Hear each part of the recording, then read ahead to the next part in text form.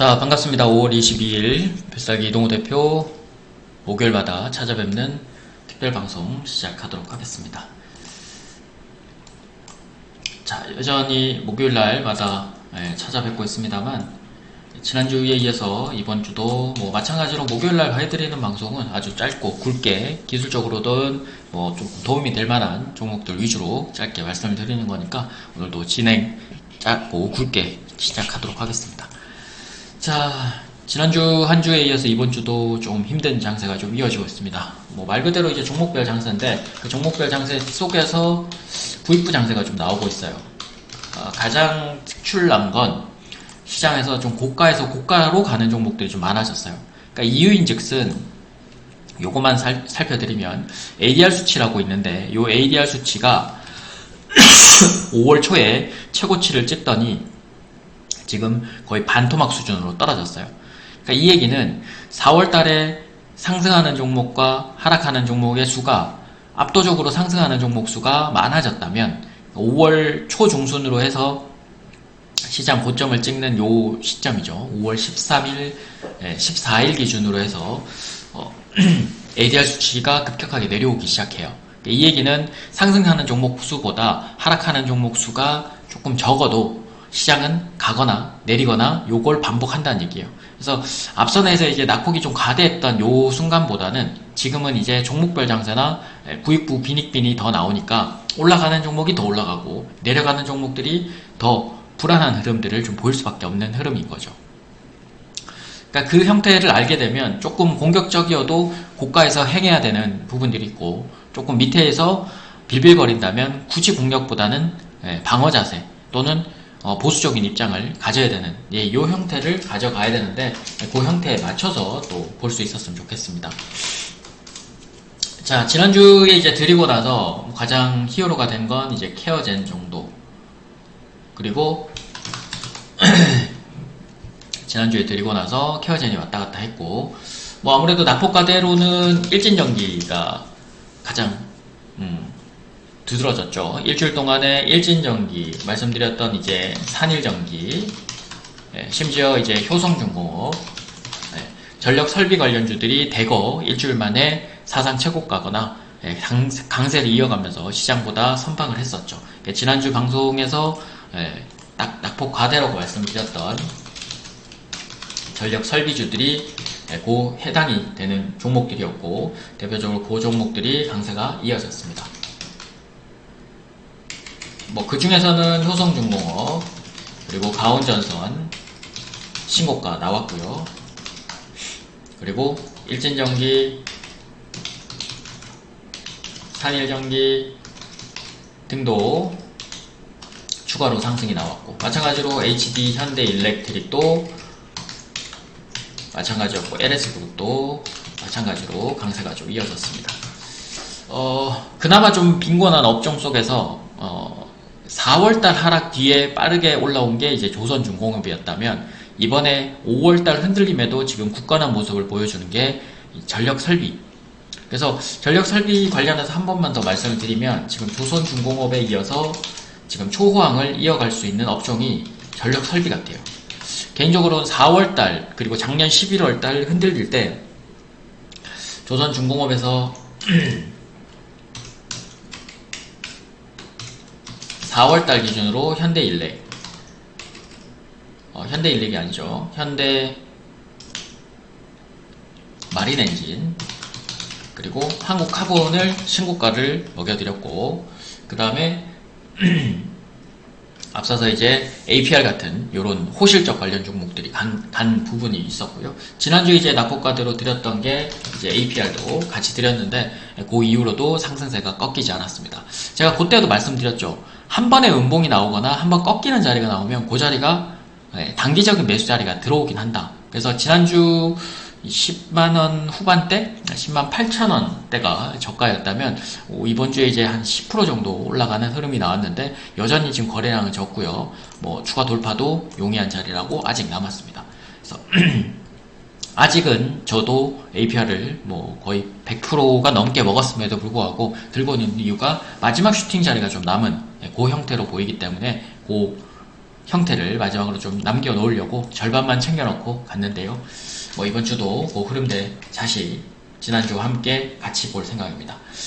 자, 뭐 특별하게 이제 이번 주로 본다면 종목별 장세이지만 이제 말씀드리고 한 형태, 기술적인 형태로 다시 시장을 좀 보자면 피라미드 쪽에서는 가온전선, 아무래도 피라미드는 고가를 돌파를 한 이후에 눌림목을 공략을 하는 거라고 말씀드렸죠. 그래서 이번 주에 이제 돌파를 했던 가온전선 주봉으로 이미 돌파가 됐죠. 그러니까 쓰리봉이기 때문에 생각보다 조금 강세예요. 그리고 여기서 거래량이 조금 더 폭발적으로 나온다면 한 번 더 상승세가 나오는데 이건 뭐 사상 최고가이기 때문에 추가 상승세도 조금 용이할 것으로 보입니다. 뭐 시총도 뭐 1조짜리니까 뭐 가볍진 않은데 부익부에 해당이 되는 종목이라고 말씀드렸죠. 그래서 전선 관련주 중에서는 효성중공업에 이어서 가장 빠르게 올라왔고 오늘까지 좀 올라버려서 내일 낮게 출발하면 그게 공략 포인트는 됩니다. 근데 만약에 상승 출발해버린다면 역시나 아침에 고가 찍고 내려오는 형태니까 그건 공략의 대상이 아닙니다. 그래서 피라미드는 항상 음봉이 나오거나 조정을 보일 때 들어가셔야 된다는 거. 자, 두 번째는 진성TC입니다. 진성TC는 이번 주 주중에 절반을 좀 챙겨놨었습니다. 11,500원 이상 절반을 챙기고 오늘자 눌림목이 나왔어요. 그래서 우크라이나 재건 쪽의 반등 쪽에서는 이 종목이 가장 빨랐어요.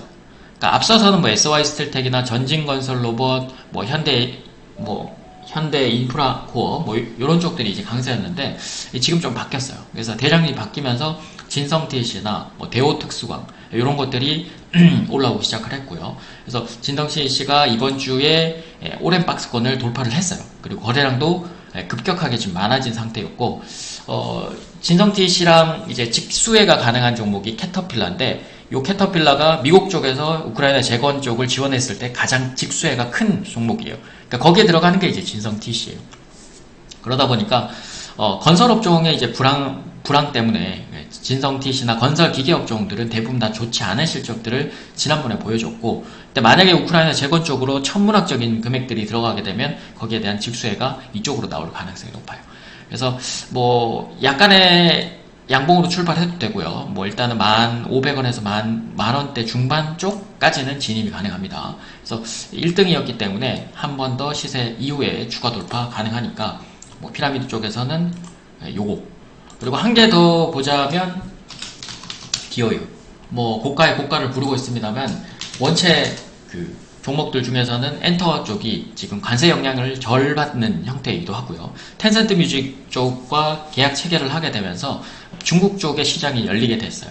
그래서 엔터 쪽 사업 쪽에서는 그나마 수혜가 좀 덜 나온 쪽이긴 합니다. 그래서 디어유 쪽 강세 조금 더 보시면 되고요. 뭐 가격대는 4만원, 49,000원 후반대에서 5만원 초반대까지는 가능하고요.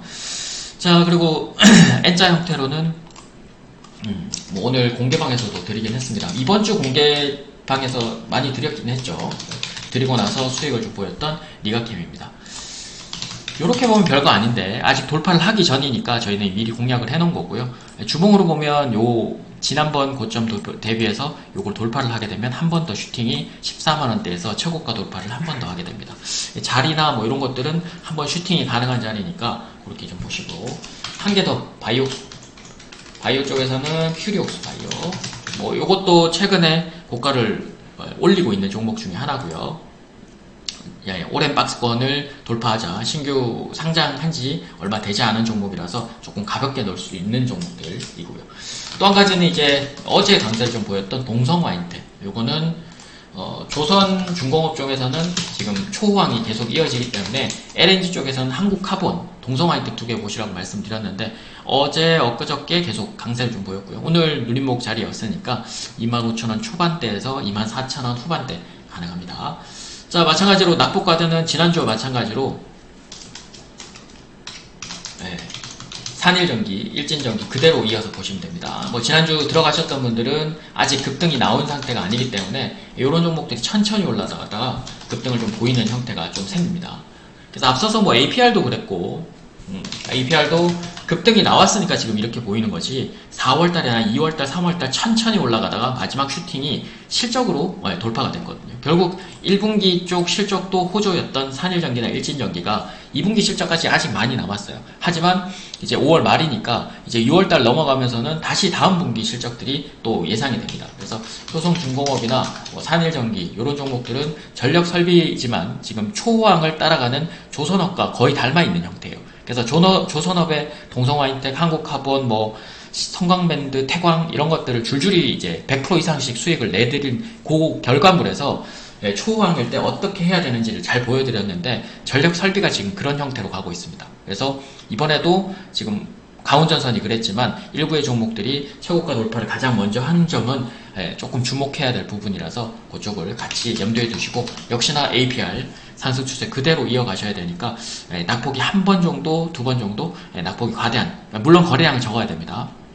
그 상태가 나오면 단기 슈팅이 한 번 더 나올 자리를 염두에 둔 거니까 그 자리 염두에 두시고 보시면 될 것 같습니다. 매매가 조금 더 어려우신 분들은 모셔서 함께 하시고 아니신 분들은 요 종목들 잘 기억해 두셨다가 보시면 좋을 것 같습니다. 자, 오늘도 짧고 굵게 특별방송 진행했고요. 이상 필살기 이동우 대표였습니다. 다음 주에 찾아뵙도록 하겠습니다.